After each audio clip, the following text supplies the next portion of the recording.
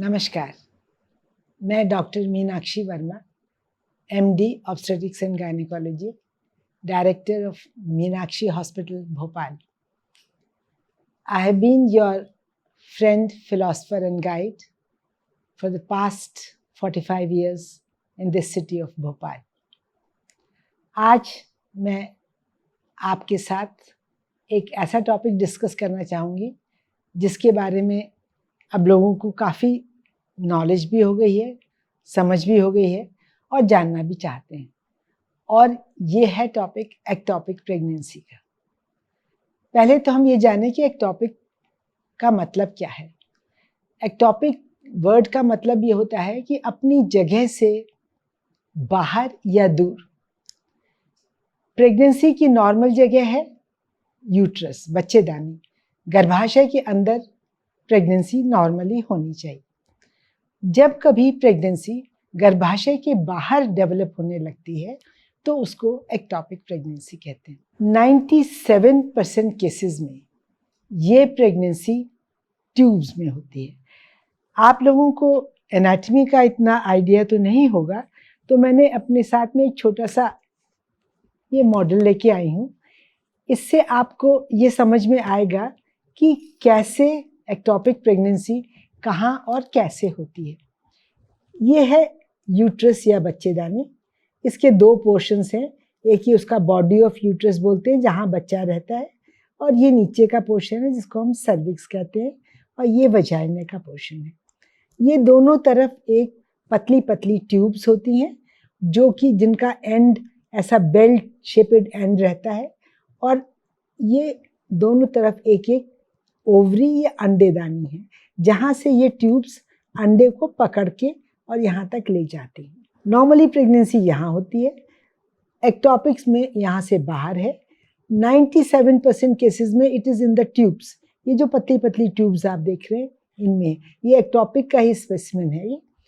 और कभी कभी ये ओवरीज के अंदर भी हो सकती है या पेट में एब्डोमेन के अंदर कहीं भी हो जाती है, पर ऐसा बहुत रेयर होता है.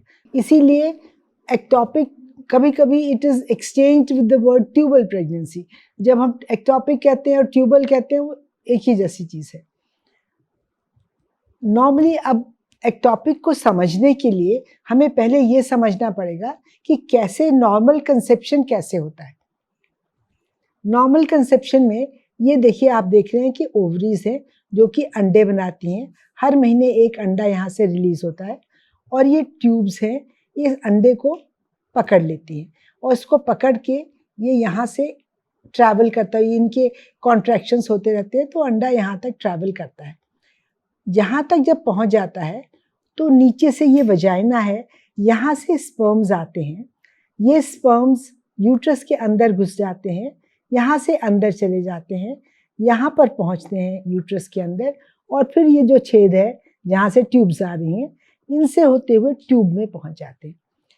जो फर्टिलाइजेशन है एक्चुअल वो ट्यूब के अंदर ही होता है. बच्चेदानी के अंदर फर्टिलाइजेशन नहीं होता. एक बार फर्टिलाइजेशन हो जाए उसके बाद ये 4 से 5 दिन लगते हैं इस फर्टिलाइज ओवम को यहाँ तक पहुँचने में, और फिर यहाँ पे आके ये अपनी जगह जो है ये फिक्स कर लेता है, पकड़ लेता है इसको, और यहाँ पे ग्रो करने लगता है. इन एक्टोपिक प्रेगनेंसी या ट्यूबल प्रेगनेंसी में बहुत सारे कारण हैं जिनकी वजह से ये फर्टिलाइज्ड ओवम यहीं अटक जाता है, ये आगे पहुंच ही नहीं पाता. जब ये आगे नहीं पहुंचता तो ये यहीं पे बढ़ना शुरू कर देता है. अब यहाँ पे आप देख रहे हैं कि ये ट्यूबल एंड है, इसको हम एम्पिलरी एंड कहते हैं. यहाँ पे ये बढ़ना शुरू हो गया, ये मोटा सा आपको दिख रहा है. नॉर्मल ऐसा होता है, एक्टोपिक हो गई तो ऐसा है, लेकिन यहाँ तो जगह नहीं है, यहाँ भी जगह नहीं है. ये तो बिल्कुल पतली पतली ट्यूब्स हैं. तो कुछ समय के बाद ये जो है जो ग्रो जब करता है तो वो फट जाती हैं, और जब फट जाती हैं तो इसके पेट के अंदर ब्लीडिंग स्टार्ट हो जाती है. ये एक मेन समझने का है कि एक्टोपिक होता कैसे है और क्या वजह है एक्टोपिक होने की, ये हम आपसे और डिस्कस करेंगे. इसके कई कारण हैं. सबसे इम्पोर्टेंट कारण है पेल्विक इन्फेक्शन. बहुत सी वजहों से, सेक्सुअली ट्रांसमिटेड डिजीजेस की वजह से, या फिर कभी अबॉर्शन होने की वजह से, या एमटीपी कराने की वजह से यहाँ इन्फेक्शन हो जाता है, जिससे कि ये ट्यूब्स जो हैं वो पहले तो स्वेलिंग होती है उनमें, और फिर वो सिकुड़ जाती हैं, नैरो हो जाती हैं। तो वो जो फर्टिलाइज ओवम है वो जब बढ़ने लगता है तो यहीं अटक जाता है, वो आगे नहीं पहुंच पाता। उसके लिए रास्ता नहीं है, क्योंकि ट्यूब बहुत नैरो हो गई है। जब बहुत नैरो ट्यूब है तो वो यहीं बढ़ने लगता है और आगे यहीं डेवलप हो जाता है। एक तो ये कारण है। और भी बहुत से कारण हैं, जैसे कि पेल्विक ट्यूबरक्लोसिस। इंडिया में ट्यूबरक्लोसिस बहुत कॉमन है, और ये पेट के अंदर, पेल्विक रीजन के अंदर ट्यूबरक्लोसिस होना बहुत कॉमन चीज़ यहाँ पाई जाती है। और ये जब ट्यूबरक्लोसिस ये ट्यूब्स को इफ़ेक्ट करती है तो इनमें नैरोइंग हो जाती है और फिर एक्टोपिक होने का चांस बढ़ जाता है। तीसरा कारण ये है कि इन्हीं ट्यूब्स में कभी ऑपरेशन हुआ हो पहले, कभी ट्यूबेक्टमी, बच्चे बंद करने का ऑपरेशन हुआ हो, या कभी ट्यूब खोलने का ऑपरेशन हुआ हो, कोई भी ऑपरेशन ट्यूब्स के ऊपर हुआ है, तब भी इस बात की संभावना बहुत बढ़ जाती है।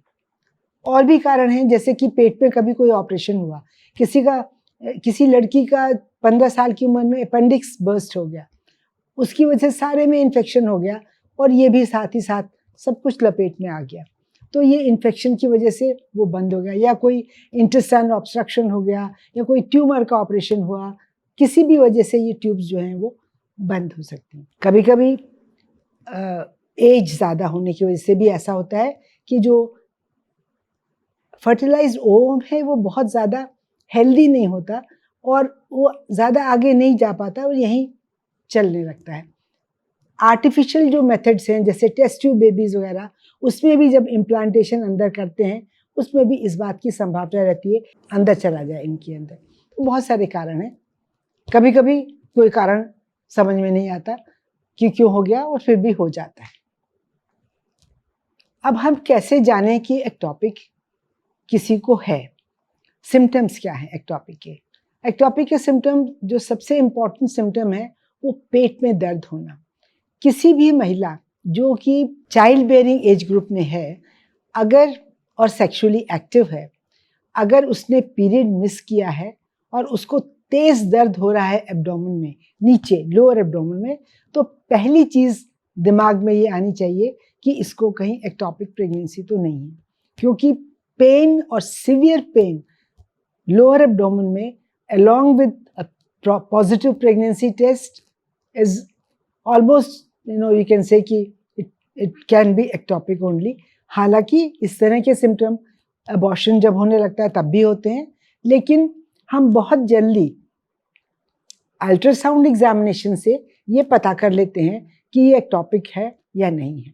जब एक्टोपिक होता है तो यहाँ से ब्लीडिंग होने लगती है। यहाँ अब आप देख रहे हैं जैसे कि ये ब्लीडिंग हो रही है, तो ब्लीडिंग हो जाती है, यहाँ अंदर पेट के अंदर ब्लीडिंग इकट्ठी हो जाती है, जिसको हम अल्ट्रासाउंड एग्जामिनेशन से बहुत जल्दी पहचान लेते हैं, समझ लेते हैं। ये चीज़ कभी कभी बहुत डेंजरस हो सकती है।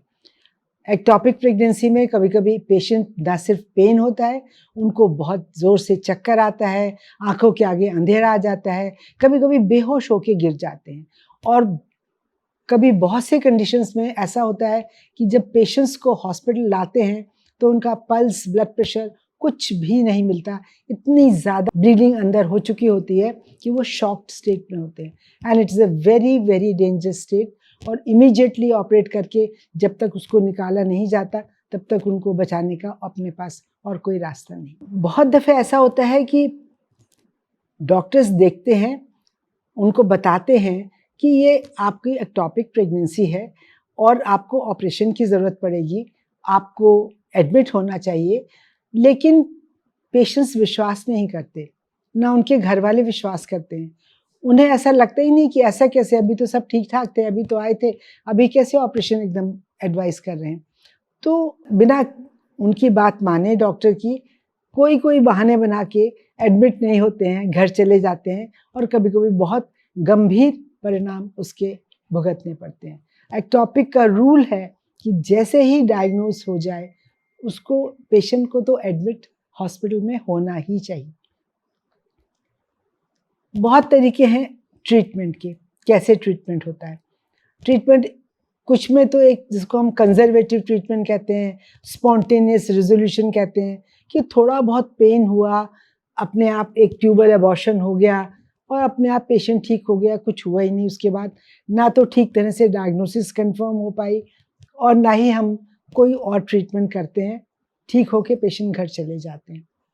लेकिन इसके अलावा बहुत केसेस में ज़्यादा तकलीफ़ है, बहुत परेशानी होती है, पेट में दर्द होता है, उनको पसीना छूटने लगते हैं, गिरने लगते हैं, उनको तुरंत एडमिट करके या तो लैप्रोस्कोपिकली या फिर पूरा पेट खोल के, जैसी पेशेंट की कंडीशन है उसके हिसाब से हम डिसाइड करते हैं।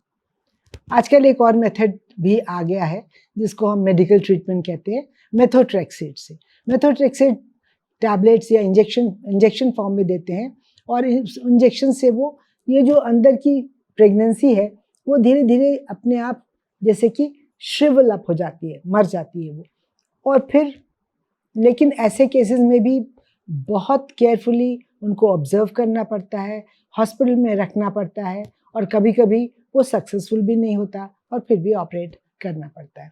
एक्टोपिक प्रेगनेंसी में कभी भी रिस्क नहीं लेना, हमेशा जो डॉक्टर की सलाह हो उसके हिसाब से चलना चाहिए, क्योंकि ये बहुत सीरियस कंडीशन हो सकती है, ये लाइफ थ्रेटनिंग है और कभी कभी पेशेंट्स की डेथ भी हो जाती है अगर ठीक तरह से मैनेज ना हो पाए। मेरे विचार से आपके लिए इतना ही जानना काफ़ी है, और अगर कभी ऐसा लगे कि मन में कोई भी ख्याल आए तो आप तुरंत डॉक्टर से सलाह लें, चाहे वो रात ही का टाइम क्यों ना हो, मिडिल ऑफ नाइट आप जाइए और दिखाइए, क्योंकि तेज़ दर्द होना ये नहीं कि हम कल सुबह देखेंगे, हम कल सुबह जाएंगे, ऐसा कुछ नहीं, किसी भी टाइम हो, immediately you must consult a doctor. आज इसके बारे में इतना ही। अगर आपको हमारा ये वीडियो अच्छा लगा हो तो हमारे चैनल को लाइक करिए, सब्सक्राइब करिए। धन्यवाद।